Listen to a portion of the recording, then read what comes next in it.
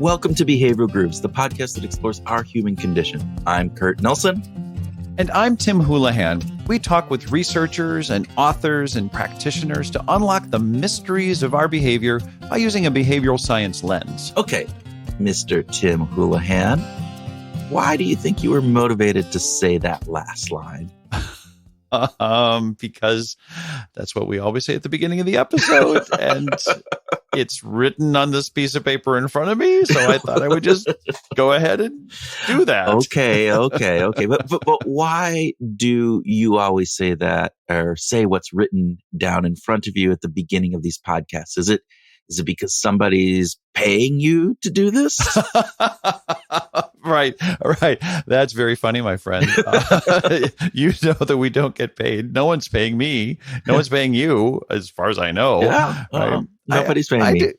Yeah. I mean, I do it. We both do this because we love it. We love the idea of talking with people who are brilliant, really brilliant people, and finding out the why we do what we do, and then sharing that information with others, right? I mean, isn't that it? So is there something in that desire to find out what we do or how we do it, right? And share it with others that maybe brings you a feeling of significance?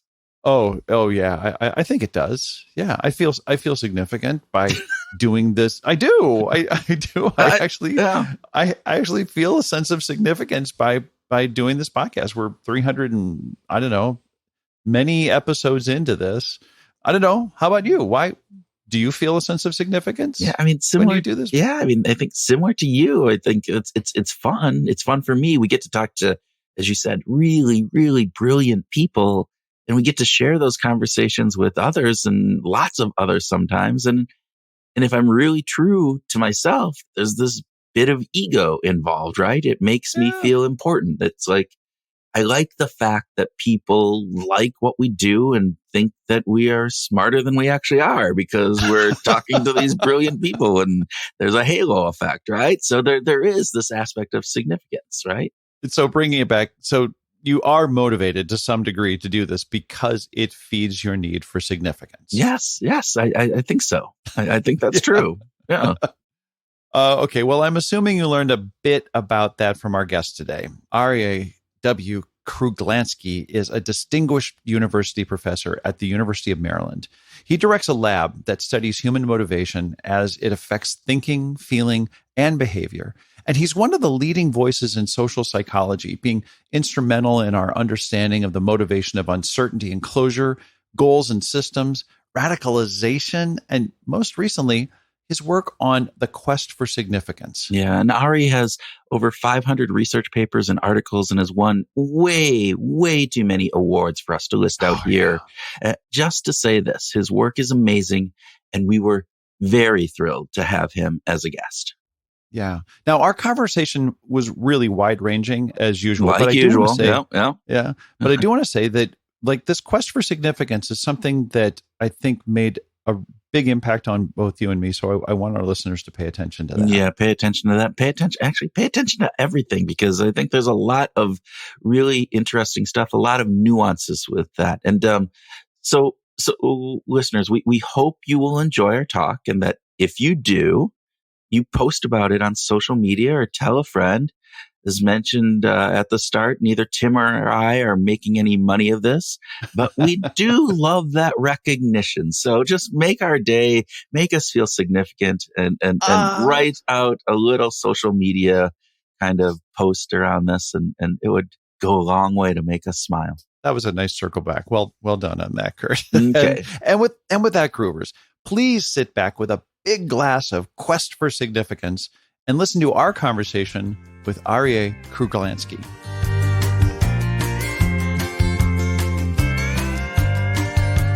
Arie Kruglanski, welcome to Behavioral Grooves.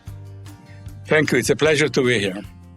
We are so excited to have you here. This is really an exciting day for us. And we have to know, first thing, do you prefer coffee or tea? Coffee. Coffee. Okay. Excellent. If you had to choose dinner to have dinner with your favorite musician, your favorite actor, or your favorite sports figure, which would you pick? Musician. Oh, Excellent. you gave that some thought. Yes. Does a musician come to mind that you have? All very attractive, yes. Any particular musicians? Actually not. Okay, great. So the third speed round question, is the dichotomy between motivation and cognition artificial? I think so, yes. This is still a speed question, right? Yes, Yes, it is. We'll dig into that later. It in a few minutes, yes. Okay. All right. And the last speed round question, and again, we'll probably want to dig into this one later too, but is intrinsic motivation just focused on the end goals, or is there a fusion of the end and of the goal in that intrinsic motivation? There's a fusion of the activity and the goal. And the activity is then perceived and experienced as its goal. That was still a speed round question, right? It was still a speed round question, but I think that was the last one. So, All right. Okay. and we will definitely, I think, get into that as we kind of talk through some of the different things. But, we are super excited to have you here. As Tim already mentioned, you have had a prolific career, impactful career, focusing on a number of different insights from motivation and cognition to understanding the underpinnings of goals and goal systems, to extremism and terrorism, and most recently, you're working on quest for significance. In each of these areas, is there an underlying common thread that you see running through all of this work, or do you see each of that as kind of being distinct? The underlying thread, the most general underlying thread would be motivation. I believe that motivation is the force that propels behavior. It's not cognition. Cognition, motivation is the dog. Cognition is the tail that the dog is wagging. Motivation affects the way we think, the way we act. Motivation affects our feelings. Emotion is the flip side of motivation. If our motivation is successful, we have a positive emotion. If it's unsuccessful, we have a negative emotion. So it's all driven by motivation. Motivation is the big story. And unfortunately, during the 70s, it was eclipsed by cognition because of the rise of cognitive psychology. I have nothing against cognitive psychology. I love cognitive psychology. But I think it eclipsed the idea of motivation, and the humans were likened to computers that act on algorithms, and the questions of memory, retrieval, and coding took over, forgetting that it's all motivated, that we're doing it for some purpose. Everything that we do is driven by a purpose. Did you feel a need to sort of right the ship, to bring the story of motivation back to the central part of the psychological research community? I did. I didn't feel, it's my mission. I hope that it's going to happen.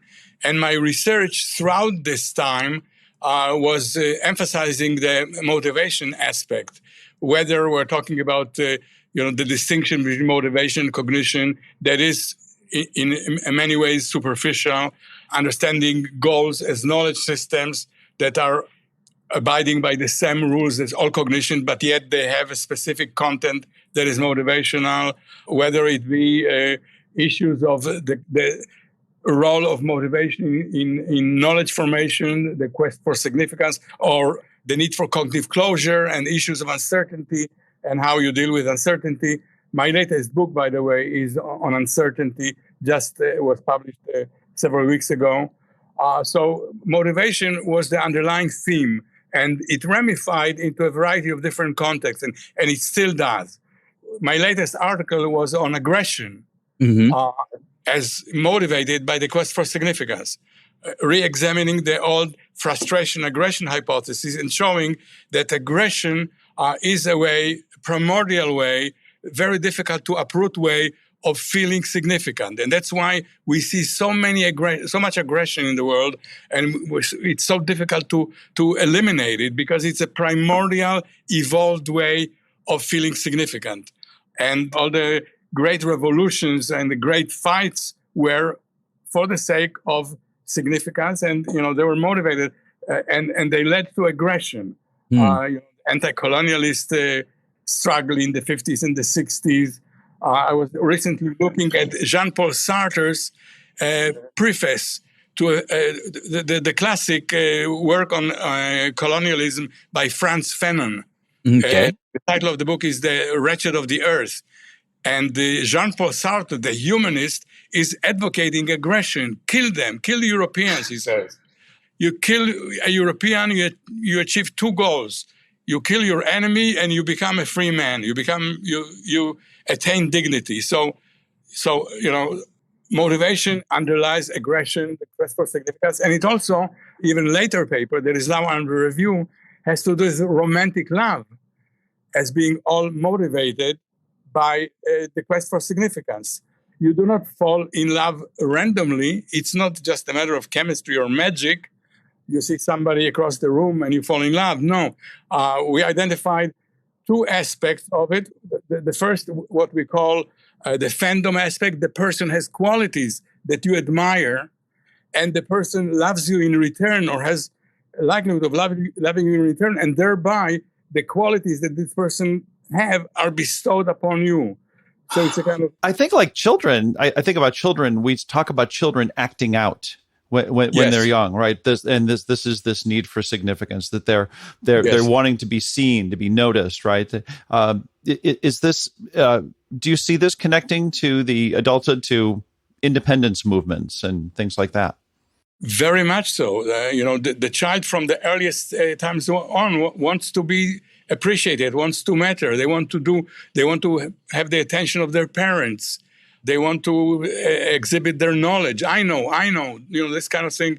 They want to, feel that they are successful and significant. And very often in their own society, the children's society, they attain their significance through bullying and through violent means. They beat each other up. So again, they see violence very often as a way of gaining significance. So I have a feeling that this whole episode is going to jump around a lot. And this is going to be very fun. This is going to be good. Excellent. But with this aspect of this aggression aspect within and the search for significance, does that lend itself then to this idea that maybe marginalized groups, lower economic, lower power status groups would more likely use an aggressive approach because they're lacking in that significance that they're not getting in other aspects of their life? Is that a correlate? Is that a causal component within this, or is that they will be more susceptible to a narrative that promise them significance through violence? Okay. By the way, the economic inequality that is growing in this country and in the Western world in general, the work by the French economist, I'm blocking on his name, Dichotomy, I think. Okay. A very important book on rising inequalities. Recently, there was a book by two Princeton economists, Case and Deaton. Deaton is a Nobel Prize-winning economist, and they talk about the rising wave of suicide by working-class Americans. Their longevity is really declining because of they basically commit suicide. They kill themselves through the substance abuse and alcohol and all of that. And they say, the economists say, it's not about the money. It's not about the money. It's about the loss of dignity. And if the economists tell you that, this is... Yeah. Yeah. Well, if the economists tell you that it's not about the money, I mean, what else is there to say? Well, today that's a good indication that it probably has some significance there, right? That there's probably something going on. If the economists are saying it's not about the money, let's pay attention to that, right? That's right. Today happens to be the 10th anniversary of the founding of Black Lives Matter, which is certainly focused on raising awareness and this cry for significance. That absolutely, right? The very word matter. They want, Black people, African Americans want to matter. They do not want their lives to be a free game for aggressive policemen to take away. So I think that idea expresses exactly what it is that they are concerned about. They are concerned about mattering. By the way, not only they, but on the other side of the aisle, Proud Boys. Proud Boys, an entirely different ideology, entirely different, just the diametric opposite, right? They want to be proud. Again, they want to be proud. The MAGA slogan, Make America Great Again. It's about greatness. You feel you were left behind because of inequality, because of globalization, because of whatever. I'll make you great again. So it's this one motivation that makes us feel good about ourselves when somebody likes us, somebody pays us a compliment, somebody takes us into account. That individual motivation ramifies into social movements that, change the world. Yeah. You've done a lot of work recently on extremism, on terrorism, yes. A number of those. Obviously, some of this, what we're talking about now, fits into some of that. But can you tell us a little bit about what you found about extremism in particular, and then maybe how that leads into terrorism? I know you've talked about motivational unbalance, where their given need gains dominance and overrides other basic concerns. Maybe expand upon your insights there. Right. Our mental resources are limited. Our energies, our attention is limited. The more we put it into one basket, the more we take it away from other baskets. So when one concern, and so it's a very interesting dynamic, because if you put everything into one concern, one goal, one motivation, those other concerns pale into insignificance, they fade out. And what happens then is that they stop exercising constraints on what you're going to do to satisfy this one overriding goal. So, for example, a very simple example is one of hunger. When we are hungry, we usually choose what we eat. We want to eat something that is healthy, something that is tasteful, as well as something that satisfies our hunger. But when hunger becomes the dominant need and all the other considerations fade out, we will eat anything at all, anything that satisfies hunger. We will, eat bark on the trees. We'll eat our pets. We'll eat. Cannibalism has been known to happen under those circumstances. So when one need becomes, when the United States was concerned about security in the aftermath of 9/11, all other considerations went out the window. There was a Patriot Act. There was torture in Abu Ghraib. Anything in order to provide security. And all those other things just were not constraining our behavior anymore. So this is something that we and any organism actually is capable of. In the paper that I published on it, even flies, once they're very hungry, they'll eat things that they would not eat otherwise. They will eat bitter and toxic substances. So when one motivation predominates, anything goes. When your quest for significance predominates, and the road to significance is identified in a narrative that tells you you've got to kill other people or you've got to commit suicide for the cause, then you're ready to sacrifice yourself, sacrifice your family, sacrifice your career, and do it just in order to attain significance, because all these other things do not matter anymore. So that's the dynamic, and it's a dynamic that motivates violent extremism of the kind we see. People are willing to risk life and limb for a cause, but also other types of extremism, extreme sports, extreme dieting, love crushes, stalking, when something becomes so important that nothing else matters, addictions of various sorts. So it's very interesting. I think science is at its best when it identifies underlying principles that combine many different phenomena that on the surface seem like very strange bedfellows. What does have stalking to do with suicide bombing? But yet, if you identify the underlying principle of extremism, it allows you to talk in common terms about things that seem to be entirely unrelated. Well, let's pull back just a bit and think. Okay. I'd like to come back to how would you describe a couple of things that are really central to what we wanted to talk about today: motivation and goals. Now they're closely interconnected. Yes. But could you just start with a definition? Well, my understanding of motivation is as follows. All humans have a set of basic needs. And I think I'm not alone in holding that view. Maslow held that view, and there are several, DC and Ryan, Susan Fiske, Tori Higgins, they all assume that there is a set of basic needs. These needs are universal. We are hardwired to have those needs. Now, it's very easy to identify the physiological needs like hunger or thirst or the need for sleep or rest. The psychogenic, the psychological needs were more controversial, and people disagreed on what is that set of basic needs. But the idea of basic needs is non-controversial. Everybody agrees on that. These needs are hardwired. They are served by goals that are culturally determined. So, and that's where the variety among in behavior occurs between cultures, between people, between subcultures within society, because it's all socially constructed. Different societies have different ways of attaining. So, for example, let's take the quest for significance, that to me is one of the basic needs. In some societies, significance is attained by humanitarian needs, by doing good to others, by helping others.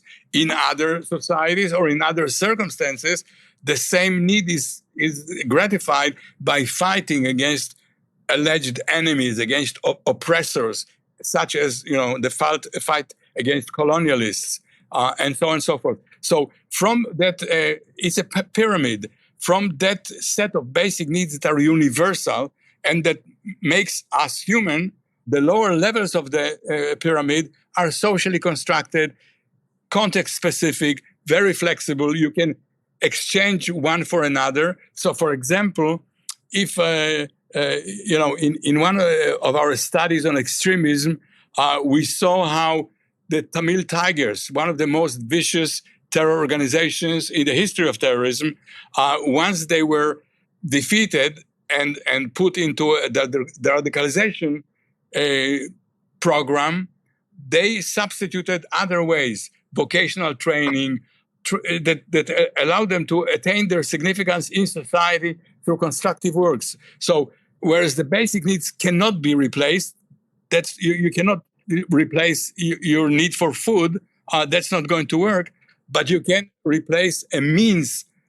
All those goals that lead to those means can be replaced, and that's basically the cardinal hope of behavior change, of fighting aggression, fighting violence, because violence is not a basic need; it's a means to another, to a basic goal of significance, and that can be changed. If I understand what you just said correctly, it sounds like there's in both even the basic needs, but also in those psychological needs, there are a multitude of paths to satisfy them. Yes. So again, I could eat just bananas. It might not be healthy for me, but that would satisfy my quest for hunger to a certain degree. It might not be healthy for me. Is that the same thing? Can you have satisfy?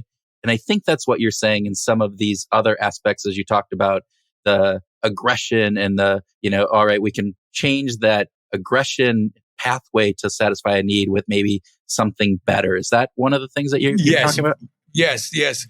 What I'm saying, that the basic needs, we are all hardwired with them. We cannot eliminate them. We cannot eliminate people's quest for significance. We cannot eliminate people's need for food and for hydration. That's the way we are. But we can change ways of satisfying those needs. In the same way as you can satisfy your hunger by various ways. You can cook your meal, you can go to a restaurant, order in. You can also satisfy your need for significance by either joining the terrorist or fighting the terrorist. Being a humanitarian or being an artist or a great athlete or just a good person. So these are flexible. And I think that flexibility gives hope that we are not predetermined, we are not predestined by our nature, as Hobbes, would say that we are bad, or other scholars would say, no, we are good. We can be both bad and good, but I think the choice between good and bad is interesting because they are both means to the same goal of mattering and significance, and therefore they can be mutually substitutable, interchangeable. And do all of these desires end up being funneled? They're all motivated. That we have some motivation to achieve each of them. The needs are motivated. They need to be satisfied, and therefore they motivate behavior aiming at their satisfaction. Yeah. They motivate thinking in order to find ways of satisfying them. So Ayelet Fishbach, who you have co-authored with projects, many projects, she's such a delight, and we are grateful to have had her as a guest. Would she? I so much agree with that. She was my postdoc, by the way. Oh, fantastic! She, if I'm representing her idea properly, that motivation and goals happen basically at the same time, that we can't really have a goal without motivation. We can't really have motivation without a goal. Did I summarize that fairly, Arie? Absolutely. I mean, what I was trying to portray is that this hierarchy, all goals are in the service of these basic needs, and goals in turn are served but yet lower level of means to those goals. So it's a hierarchy, kind of cascading hierarchy. When whatever the goal that you're pursuing now, it ties to one of those basic needs, because those needs basically explain everything that we do. All our goals go back to those basic needs. Sometimes a goal can satisfy more than one basic need, but I think it's all, and in that sense, Ayelet is absolutely right. All goals have, they're serving a need, they're motivated. Yeah. So, and I see it in terms of this hierarchy, this cascading hierarchy, in which the upper level is those needs, both physiological and psychogenic. They're both fundamental, both basic. And then the goals that serves them are culturally determined, are context determined, are occasion determined, and, and they're flexible. Yeah. So we talked about this a little bit before we got on air, that Tim and I have both done a lot of work with incentives and goals within organizations, application of this. And what I'm hearing from what you're saying, or actually what I'd like to ask you about that is, so when we think about incentives and we think about how setting those incentives up, typically organizations think about cash. But what you're saying is that cash is actually just a means to some other goal, desire, need that they have. And so there may be a way, and correct me if I'm wrong in thinking about this, that there may be a more direct way of incentivizing people to satisfy some of those basic needs if they can be identified. So, as you said, meaning, other aspects of those aspects. If you can build something in that drives that, would that be okay? Am I off base there? Absolutely. I think that, people in organization, people in work settings, they basically are motivated by this quest for mattering and dignity and significance. So I think that's the underlying motivation. Money in our materialistic society is a way of showing how much you're worth. How much you're worth. What is your salary? That shows how important you are. And, a person like Trump never stops boasting how rich he is. He exaggerated his wealth because he feels that makes him a very important person. But there are other ways. Money is not the only thing. My friend and colleague, the anthropologist Scott Atran, talks about sacred values. That people are willing to give up money and Palestinians who fight for their territory. They would not be bought by financial agreements. There was an attempt once the Israelis retreated from the Gaza Strip. The World Bank and the International Monetary Fund and all the Western countries were pushing lots of money into the Strip in order to afford economic development, and that they thought is going to pacify the Palestinians. But it didn't work at all. They used the money to buy weapons, to arm themselves, to increase the resistance. So I think sacred values are.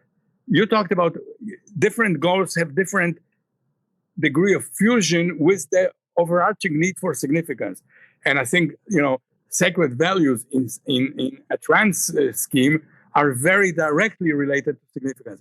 People may disagree about how significant money makes you, but people would all agree that, being a great military hero or a great humanitarian, there's no question that makes you a significant person. So there are different ways, different means of incentivizing people, of showing them what is the most direct way to satisfy that what you really want. You not really money as such.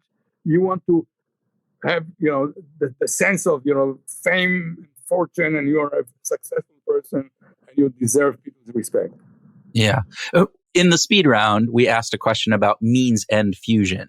And that's a lot of some of the work that you've done. And you said, this is a speed round. So I want to offer this opportunity now for us to be able to expand upon this idea of means-end fusion. And as I understand it, as it relates to intrinsic motivation, it's that it's not the end goal, that the means itself becomes the goal. Is that? That's right.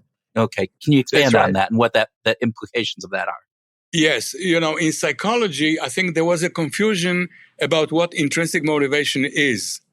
And some of my good friends actually, thought that intrinsic motivation means some content of motives, like exploration or curiosity or relatedness. These are intrinsic motives, and there are some external motives, like money or fame.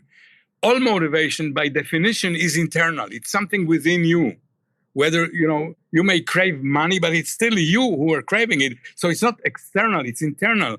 So I think that the proper way, in my understanding of talking about intrinsic motivation, is when the activity itself, the means itself, is at the same time the goal. So, when you eat an ice cream cone, you don't want to accomplish anything other than ice cream cone, right? You've hit my passion right there. Is ice cream. So that's Kurt's love language. Perfect. So but to what degree does extrinsic motivation exist? Extrinsic motivation exists when there is a clear separation between the means and an end. For example, if you work out in order to develop your muscles, maybe you can perceive the working out as a way of losing weight, as one means that among many that leads to that goal. So there is a clear separation. Perhaps you can lose weight by dieting, by exercise, by eating certain kinds of foods. There are several different means, and each means is therefore separate. The more means there are, the more they are separated from the goal, because there are other means to that goal. That's not, there is no unique and the intimate relation between the means and the end, because there are other means to the same end. So, cooking is one way of satisfying your hunger, but it can also go to a restaurant. So satisfying your hunger can be accomplished in many different ways. So in some cases, there is this separation between the means and an end. You know that, you save money in order to buy a car. Buying a car is very separate from saving money. But in other cases, the means gets very fused with the end, and you don't see any other way. You do not see any other way of attaining significance other than becoming a suicide bomber. They tell you, all the other ways do not really, in this particular case, the only way is to become a suicide bomber. Yeah. As the coach said, being a suicide bomber isn't everything. It's the only thing. I shouldn't laugh at that. No, I should not laugh at that. That is very dark. But so another one of the speed round questions that we asked you about was about the dichotomy between motivation and cognition, and is that artificial? And you've done this is the part that I was introduced to you on, is this element of motivation and cognition and that whole component. And again, for our listeners who might not be familiar with your work, can you talk a little bit about what that dichotomy kind of was perceived to be, and then kind of the work that you've done on that? So there was a history of this study of the relation between motivation and cognition. In some cases, people juxtapose motivation to cognition. disregarding the fact, so for example, juxtaposing motivation to reduce cognitive dissonance with the expectation that something will happen. So expectation is the cognitive aspect, reducing dissonance is the motivational aspect. But the expectation also is motivated. So that juxtaposition really does not make any sense. Motivation, any goal that we have, is cognitively represented. It can come to mind, it can disappear from mind, it can be activated, it can be forgotten. So motivation can be, you see something very enticing in a store, and that motivation to acquire it, such as an ice cream cone or something of that nature, all of a sudden you want the ice cream cone. A minute ago you didn't. Motivations can override one another. Once your house is on fire, you forget that you needed to go shopping, or right. So your attention is paid to a different motivation at this point. So motivation is a very strong cognitive aspect. It's cognitively represented, activated. It can appear, disappear, be suppressed, be inhibited. And in that sense, motivation has a cognitive dimension that is very important to understand if you want to manipulate, you want to change people's motivations. But at the same time, the contents of motivation is different. Contents of goals is different from contents of objects, like table. Table is an object that is cognitively represented, but it's not a motivational construct. A table doesn't make you do things, right? Whereas hunger makes you do things, or quest for significance. So motivational concepts like needs, goals, and means have action implications. They affect how you behave, whereas other cognitive objects do not necessarily. So motivation has a cognitive representation, but it's a cognitive representation that has a specific content. And that content is a content that is dynamic. It propels action, propels cognition, and makes us, do things. Yeah. In some other work that you've done, and I'm going to quote from one of the papers, and I apologize, I don't have the name of the paper right here, but you talk about that attitude, that this liking of an end state is not sufficient to cause behavior. Rather, that liking must first become a desire, which will only occur if the individual likes a potential future state more than a present state. And that desire must subsequently be transformed into a goal, which will only occur if the desire is perceived as attainable. So what I'm hearing this is that goes in with this cognition piece, right? We have to think about this and different aspects of it. But help me understand that a little bit more if I'm misunderstanding that. It's again a very interesting history in social psychology. In social psychology, the concept of attitude has been a very important, one of the, if not the most important topic of study, attitudes. And why? Because people assume that attitudes should predict behavior. Mm-hmm. But in fact, attitudes is just one component. It's not enough. You can like something and do nothing about it because you do not have that other component of expectancy of being able to attain it. It did not form a goal. You may like Mona Lisa painting, but you're not going to do anything about it because you cannot possibly afford it. Or, the Louvre, and the Louvre is not selling it. Yeah, it's not for sale. Yeah, it's not for sale. You may like a lot of things, but still that doesn't motivate you. In order to motivate you, two things need to happen. Once, the expectancy that you can attain it has to pass a given threshold. So it has to be attainable. Not only the attitude talks about how something is desirable, you like it. But for this to translate into a goal of wanting it, you need to have some chance of it being attainable. Even the unrequited love in research by my friend Roy Baumeister shows, even those people who profess unrequited love, they still harbor a hope that at some point, somewhere, somehow, the lover will come to their senses and realize how wonderful they are and will reciprocate their affection. So there's always that expectancy. In addition to the liking, so there's a value. Something has to have value. It's desirable. but it has to be attainable. If it's unattainable, then it doesn't become a goal. It's something that you like, but, we like good weather, but, there's nothing we can do about it, right? You could move, if you, but that's, exactly.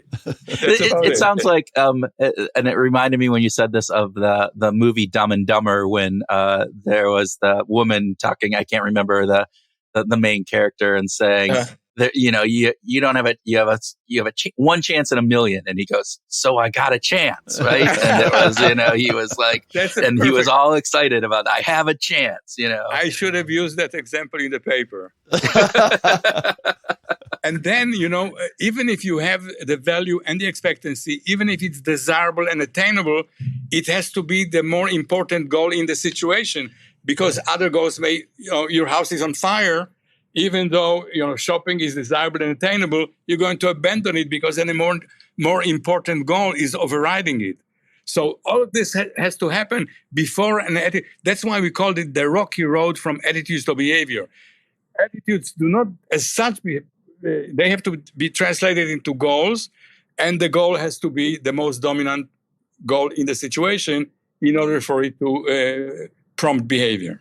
Now, these things also collide in your work on extremism and terrorism and radicalization. You've written extensively about this. And can you tell us a little bit how these particular elements manifest themselves to become so important to someone in the radicalization and terrorism environment? Right. We have proposed a 3N model of radicalization. The 3 N's are, the first N is the need, the second N is the narrative, and the third N is the network. And when these 3 components come together, you have this combustible mixture that often results in terrorism, radicalization, violence. Now, the need that we have identified in all cases of radicalization is the quest for significance. It's none other than that.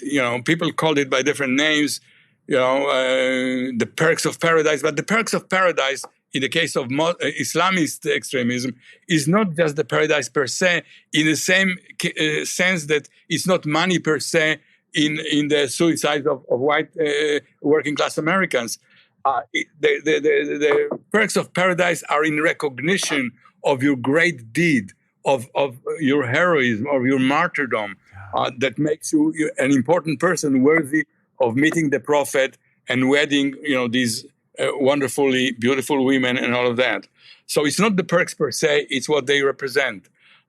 So the need is the quest for significance. And the quest for significance can be activated through humiliation.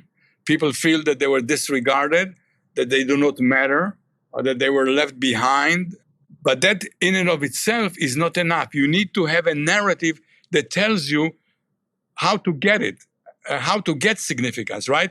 And that relates to the component of expectancy that you just mentioned. You have to have the expectancy of being able to attain significance. Otherwise, you may just commit suicide or do something else, withdraw, become depressed, right? You need to have a narrative that tells you, and the violence justifying ideologies, whether it be Islamist ideologies or other or ethno-nationalist or anti-colonial ideology, tell you this is the way to do it, and if you do it, you're going to attain significance. And these are cultural. These are shifts. Definitely. Yeah. Yes. Yeah. The narrative is cultural or subcultural even. It's part and parcel, and goes to the third element, the network. We are all social beings. A narrative alone is insufficient. It has to be validated by a network of people. We are social beings. We defer and refer to other people. So it has to be something that our network agrees on. And our network is the network that ultimately bestows dignity and significance upon ourselves. So the 3 elements, the N, the need, the narrative, and the network have to come together. And that's our model of extremism. So, by the way, go ahead. I'm a member of a NATO panel that looks at radicalization in the militaries of the member nations. And we are employing this model, the 3N model, to understand it. So, yeah. No, that's great work. Thank you. Thank you. We appreciate. I think everybody listening appreciates that.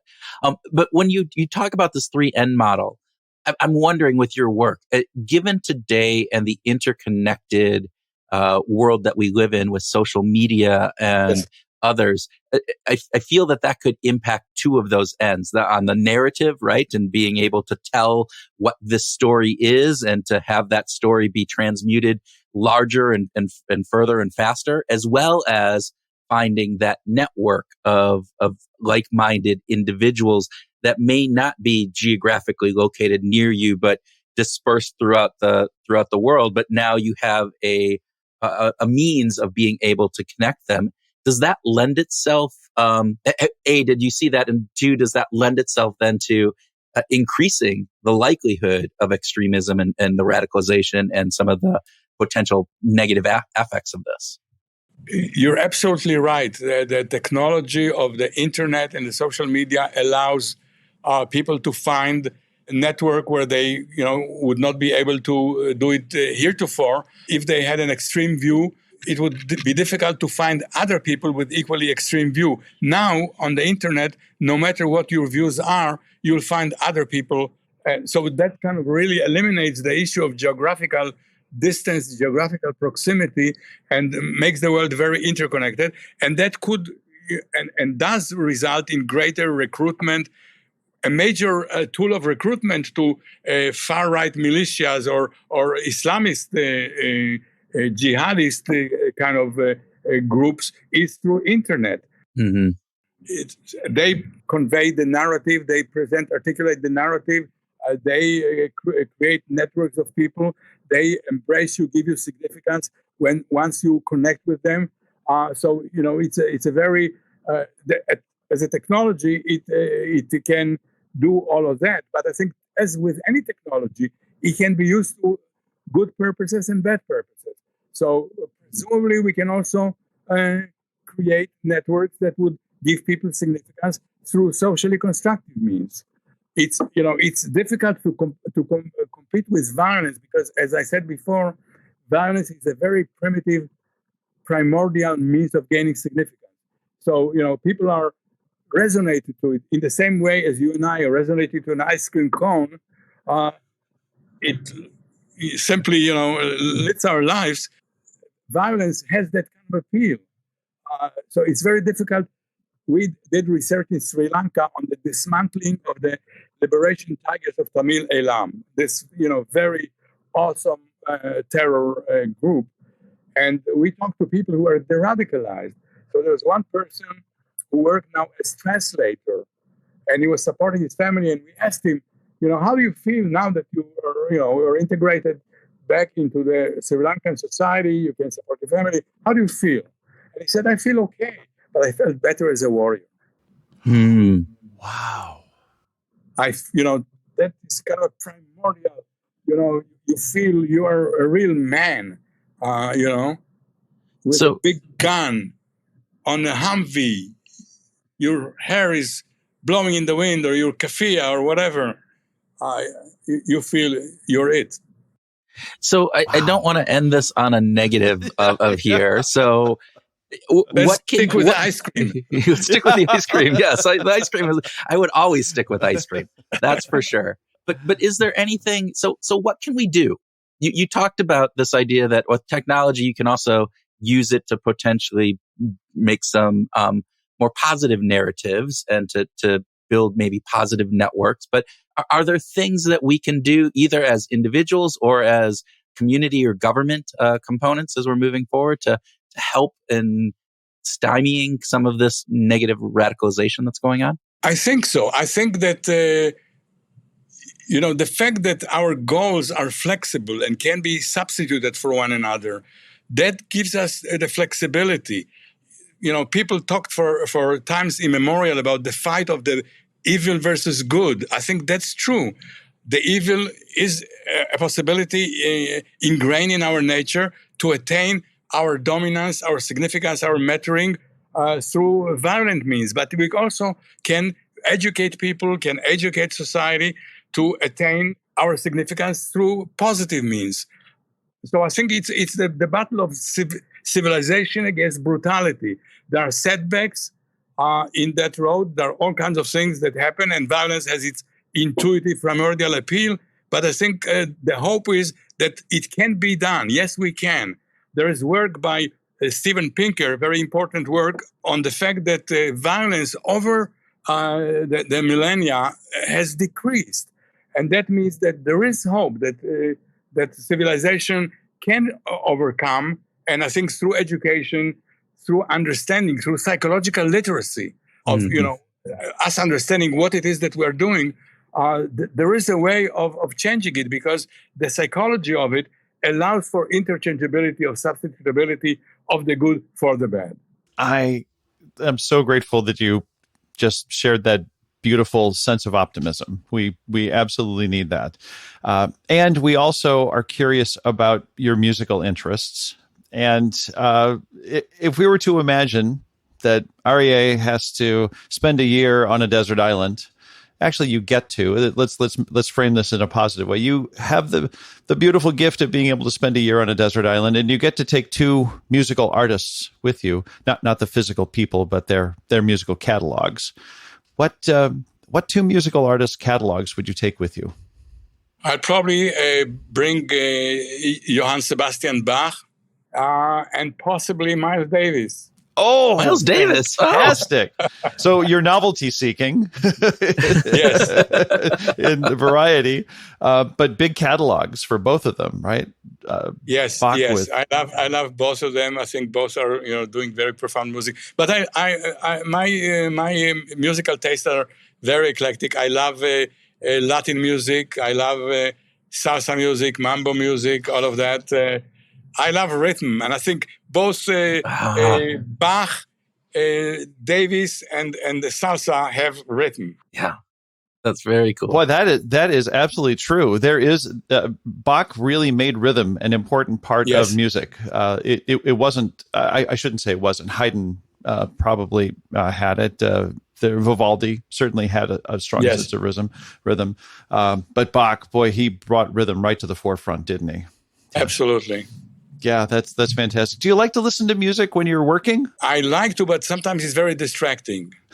So when I really need to work, I turn it off, unfortunately. Silence? Do you prefer silence in those cases? I prefer silence, yes, because music is so appealing to me that it draws me away from what needs to be done.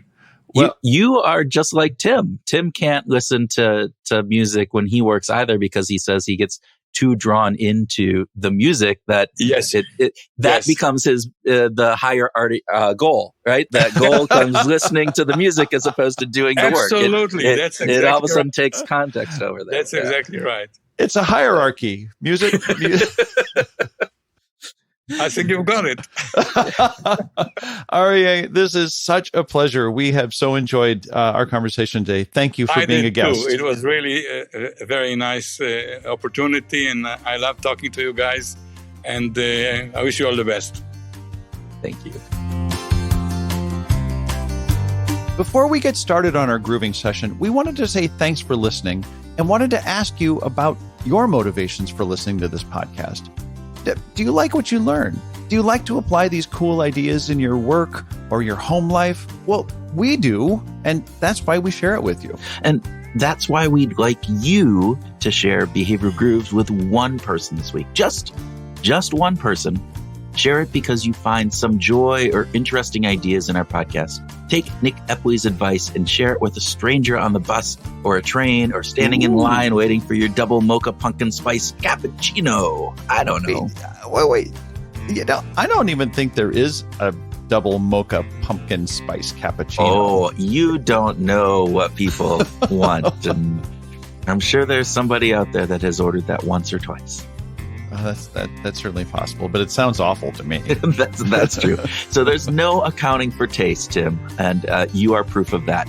So, but the point is, Groovers, we rely on your help to spread the word of this podcast. Yeah. So, Gerber, share this episode or share the whole podcast. Either way, we'd really appreciate it. Welcome to our grooving session where Tim and I share ideas on what we learned from our discussion with Arie, have a free-flowing conversation, and groove on whatever else comes into our motivated brains. I was going to say significant, but we killed that in the intro, and I'm just like, I know okay. we're on a quest for significance. You know we're on a quest for significance, so I'm just sticking with motivated brain. It's like my new thing. This whole idea of quest for significance is my whole thing. I talked with clients about, literally we had this conversation a few weeks ago, and all of a sudden I'm in a meeting with some senior leaders, talking about some training that we're doing for this organization that's going through some major transitions. And, they're having these talks about how, they're being bought by a larger company, and there's a lot of uncertainty. They don't know what's going on. They're not sure how many people are going to be retained, what jobs all these people are going to have, what jobs the leaders are going to have. So there's all sorts of, mess going on. And I went into this diatribe about, we're all motivated by this quest for significance. And I went in and I started talking about it. I say that kind of in jest, but the idea of that resonated. It was one of those things where all of a sudden you can see these leaders, they're really bright and, well-intentioned leaders. And they're thinking about how they're trying to create this, they get through this transition phase, the standstill phase between the announcement of the merger and the actual, FTC approval of it. And there's limits on what they can talk about and what they can do. And they're going, oh, yes, it's this aspect of, it's a lot of the reason why some of the issues are coming up, because people don't feel significance because they don't know the work that they're doing could just be thrown out as soon as the new company buys them, right? So, well, we talked about this in the introduction, Kurt, about quest for significance for each of us, how it is at play. But really, I'm kind of serious. What does the quest for significance mean for you? Maybe in your work, in your consulting business, or for the podcast, or in your personal life. or in your big toe. I don't know, Kurt. What's the quest for significance mean for you? I think it takes on different meanings at different times and in different situations. I think that's the interesting thing. So as the more that I've thought about this, the more that it has been playing in the back of my brain as we are moving forward with this new concept or this new idea, the quest for significance for this podcast, right? There is an element of this that means we're giving something back to people. We're helping educate, get them more information that they can use that maybe will help them improve their lives, improve what they're doing. And that has significance. I think that brings a significance for me. That means that I'm doing something good, and it feeds that ego, as I talked about up in the beginning.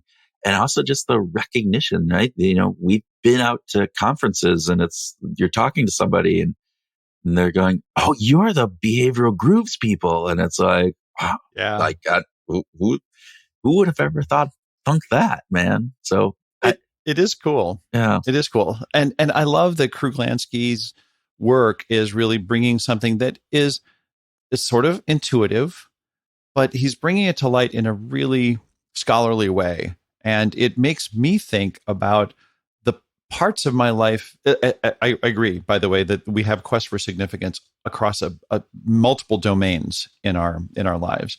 But maybe the ones that we care about the most connect to our truest selves. Oh, that the idea that the parts that really care about significance are the parts that are the deepest and most meaningful aspects of who we see ourselves to be. Oh man, Tim, that's a Kinda quote. cool, huh? That's a quote that I'm putting up. I think you're absolutely right. I think there's an element of this that brings in this idea that underneath it all, underneath all the surface, underneath all the pieces that we put on ourselves, that kind of want to make an impression or different things. You peel that all back, and that's really where the significance comes and is making that big motivational push. All right. So we can go on and on and on and on and on and on. Agreed. About significance. And I think we probably will even touch on this more, but I wanted there was another really interesting piece, and I wanted to get your thoughts on this. So this was, again, it was like this wham, boom, hit me by the side of the head thing. When Arie talked about it, it was this idea that extrinsic and intrinsic, his concept of how they're not as different, or, that it all kind of relates back to being intrinsically motivated. So what are your thoughts on that? First off, I think you have a better grasp of that. I was just so blown away that my mind couldn't wrap my thoughts around it. But what does that mean for you? And what do you think about it? Well, for a long time, we've sort of agreed, as a culture, and the way that the psychological research has looked at extrinsic and intrinsic as being different things.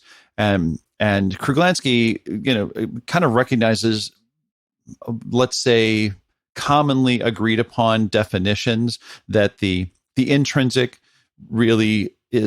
motivation is about finding the goal and the means are pretty closely aligned, that they're almost the same thing, if not the same thing. So like an example would be, I take joy in doing the thing itself, not the outcome of the thing. Like a marathon runner might actually take joy just in running, not because of the health benefits or anything like that. It's just the actual running itself. That's the intrinsic. And that's kind of a classic definition that we've agreed on. And the extrinsic definition has always been kind of about, some kind of, seeking something. And Kruglanski twists it just a little bit. I thought he gave it kind of a nice little spin. He talked about the clear separation between the means and the goal, so that they kind of exist separately. And then the big boom, the hit you upside the head for both of us was when he said all motivation by definition is internal, is intrinsic. That something basically within you, it's all of it comes from within us. That whatever exists outside that T-shirt that you get at the end of the marathon is just a stimulant. It's just a way of putting a spark into the intrinsic motivation that actually gets us to get up in the morning and go running and finish the 26.2 miles. Which, again, when we think about this idea of quest for significance, thinking about this in a marathon situation, right? What is that significance that we're striving for? You trained to do a marathon, and you were. Did you ever finish it? I can't remember now. Because you hurt yourself, right? Yeah. I got injured, right? Yeah. in the training. But the idea of that T-shirt at the end, and having that element that says, I actually did this, I think goes back to that idea of significance that we talked about. Yeah. Because what that T-shirt itself is not going to get anybody to run 26.2 miles. The value of $15 for a T-shirt is not, but the value of the significance that T-shirt instills upon that person who owns it. Because now I have bragging rights. I've accomplished this feat. That has meaning to me in a different manner, I think is. And so that, I think, is a really interesting piece. That's a beautiful tie-in, Kurt. I love that, because in that domain, we like the idea of being seen as being the winner. We want, if you're going to run 26.2 miles and compete against 10,000 other runners, you sure as hell want to have something to show for it. Yeah. And the T-shirt, which of course you actually paid $55 to get into the damn race to start with. So a $15 T-shirt almost seems like a slap in the face. But you're right. It is that quest for significance. And I think that it does that. It also, I want to actually bend that over into another part of our discussion with Kruglanski. It's domain specific, or it's it's dominate that at any given time, our motivation ends up being focused on a particular domain that becomes the most important goal for at a particular time. And training for a marathon is a really important goal for most people. So that in the time that you're training for that goal, you're probably giving up and letting go of and just not worrying about other goals. You're not motivated to pursue a lot of other things. You still have work and family and relationships and things like that. But my perception is that when we are pursuing a major goal, like a marathon or a major presentation, or pursuing some aspect of our career, or courting someone, to be for them to be our partner, those things start to dominate and become, and our quest for significance becomes more closely aligned with those domains at any given time. Right. So as Kruglanski said, and again, this comes from a lot of his work on radicalization, and many of those people who become so enamored with this one aspect of their world and making their impact, their significance now becomes this whole radical kind of component that they're being bent on. And that lends itself into kind of dismissing all of these other aspects of their lives. And this idea that, as he said, one motivation, those other concerns pale into significance, they fade out. And what happens then is that they stop exercising constraints on what you're going to do to satisfy this one overriding goal. And I thought that was really interesting. Not that our listeners are radicals in doing that, but it's a really interesting way of thinking about those extremists in our world. But also, even just if we take it into our own life, when we have that one kind of key thing that we are striving for, that promotion that I'm really working for, that marathon that I'm practicing to run for, all of those, it kind of narrows our focus.